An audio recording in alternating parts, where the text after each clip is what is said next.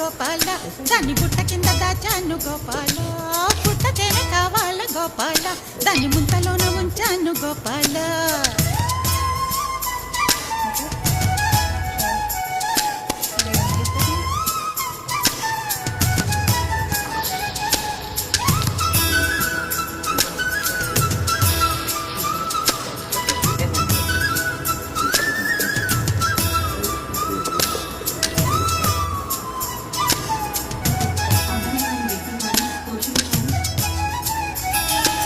ఈ ఊరి